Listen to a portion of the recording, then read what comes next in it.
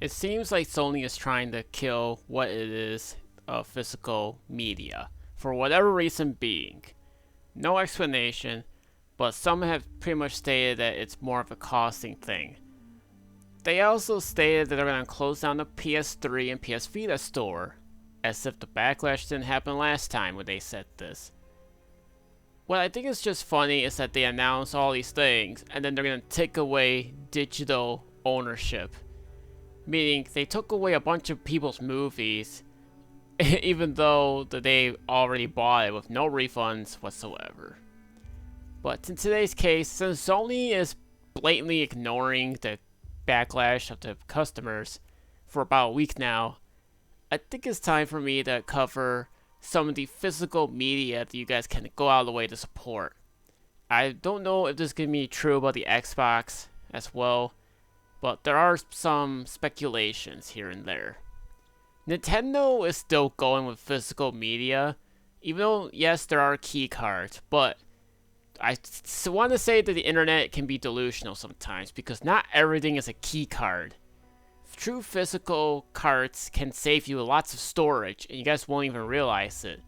Once you compare to both sides, so you know what I mean. Like I said, not everything is all game keys. And people tend to blame Nintendo for this, even though Sony and Microsoft has been doing this years prior, so it doesn't make any sense to me. So what I'm going to do is talk about ways you guys can support physical media in terms of getting physical games, whether it be new or old, it doesn't really matter. So I'm here to help you guys all today. And by the way, I just want to mention there's a petition going on change.org that you can save physical games. Currently, at the time of this recording, it's got over 200,000 signatures. If that's not enough voice, then I don't know what else to tell you. So in today's case, we're going to talk about ways that you guys can preserve and find physical media in any other way, shape, or form. I've already talked this once before, but I'm going to cover it anyways. And a lot of people seem to also be huge on this as of late. Evercade. This can really help you, and I mean in so many different ways. There's no digital about anything about Evercade. They're always about physical media, and they've been doing this since the 2020s. Well, 2020 to be exact, as they were a handheld device, then they transitioned to a home console device, and they also went back to do another handheld before having a tabletop arcade machine with built-in games. Here, you guys can get yourself physical copies of collection of games, all in one cartridge.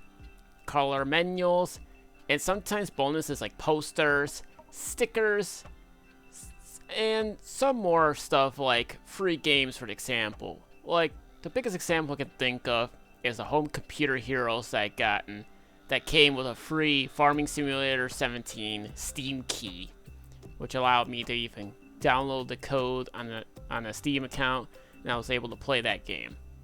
Those are just prime examples you guys can get. Some of these can be extras. You guys can get these things at Funstock, Songbird, Video Games Plus, Amazon, and even Best Buy, and many different stores you can find depending on which territory you guys live in.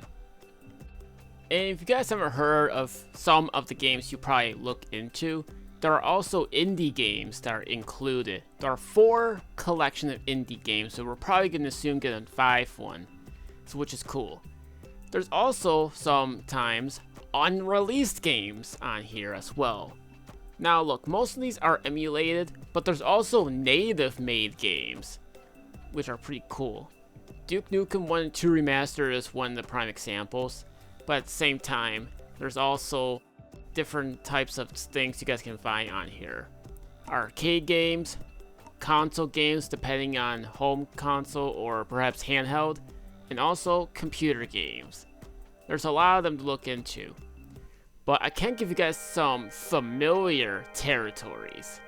Tomb Raider, the soon to be available Banjo-Kazooie and Tooie.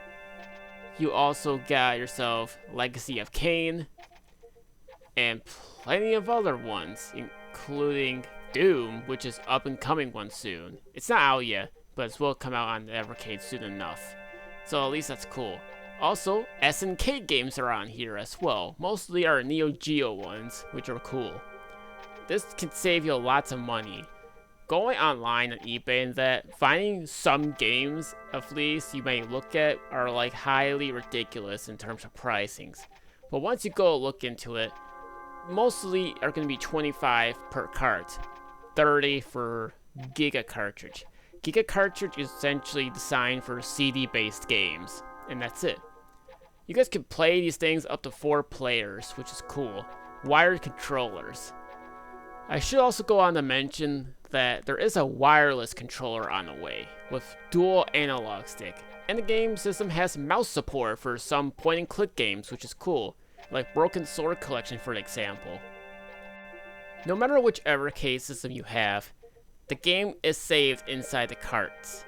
And by the way, there are firmware updates you guys can download, and some of these can pretty much help the carts, which is also pretty cool. You guys can change up whichever theme you want, and whichever intro opening the console can do.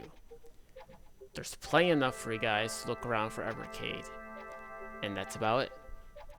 They're also having an up-and-coming Evercade Nexus system, which is a dual analog handheld device, and will come in pack with Banjo-Kazooie and Tooie if you guys are interested.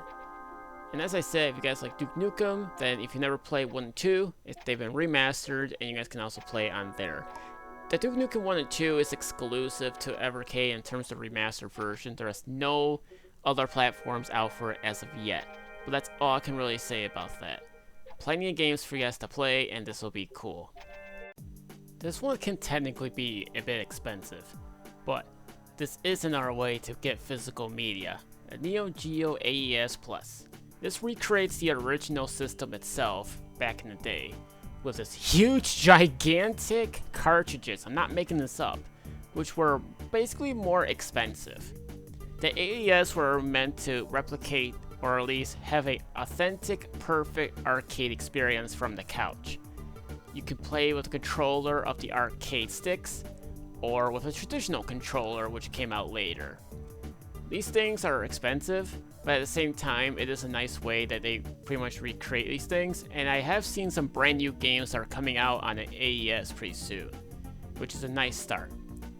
There's games on there like Metal Slug, King of Fighters, and plenty more. If you guys have already played this on other platforms, then this is a cool system for you guys to look into. I will just say this, save up your money, because these things are expensive, but it is a fine way for you guys to play physical media when it comes to recreating systems. Sticking with the recreations of the consoles, Atari 2600 Plus is an Atari-made system which recreates the original experience.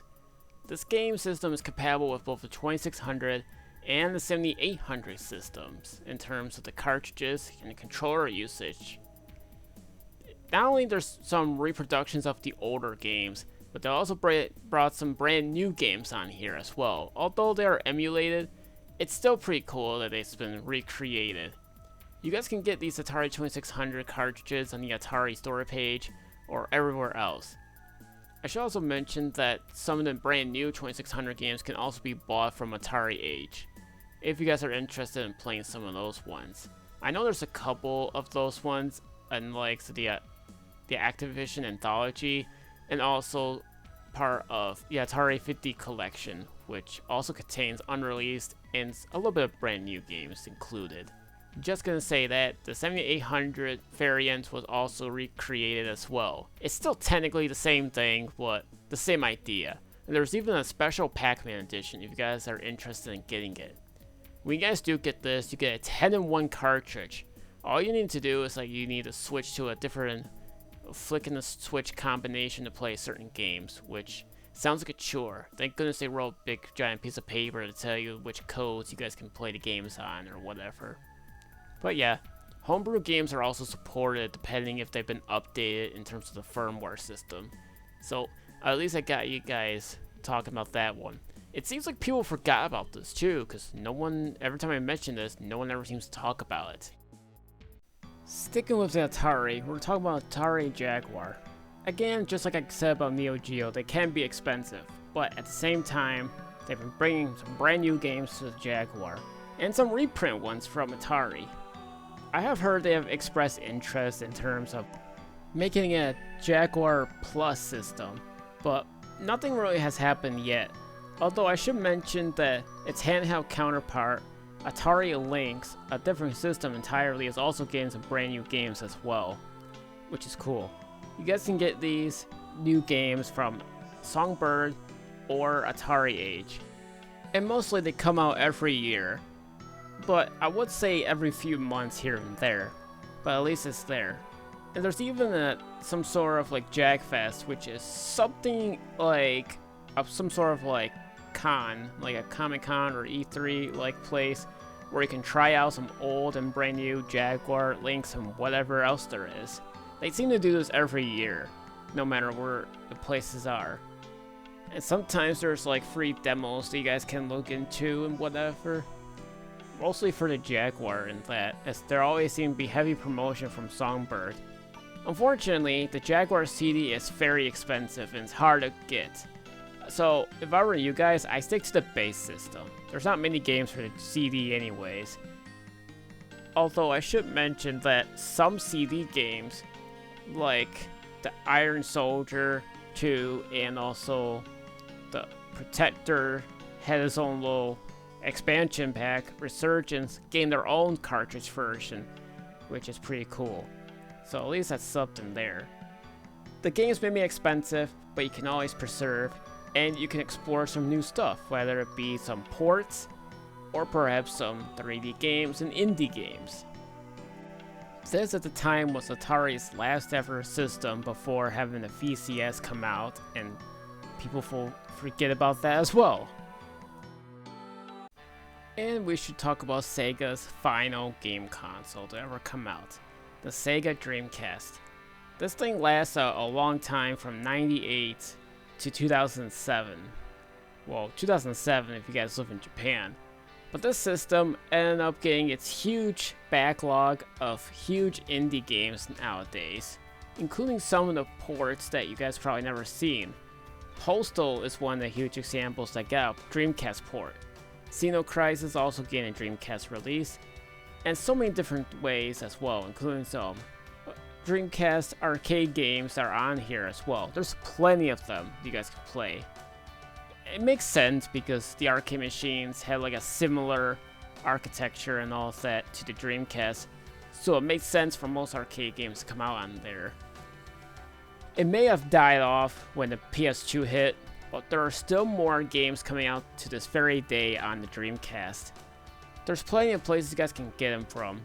Video Games Plus, Video Games New York, Wave Games, and plenty of more. So yeah, there's plenty of games you guys can find on there that you can play to this very day. And speaking of which, people have been bringing back online servers for the Dreamcast. I mean, you can go on the internet and play online games with other people.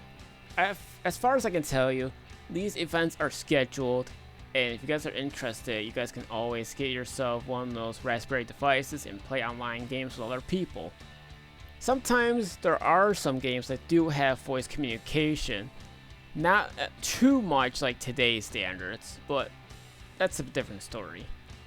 But mostly it's going to be text chat and all of that, but it is nice for anyone to get a Dreamcast and play lots of games on this thing. There's plenty of games you guys can easily find, but sometimes they're hard to find now these days.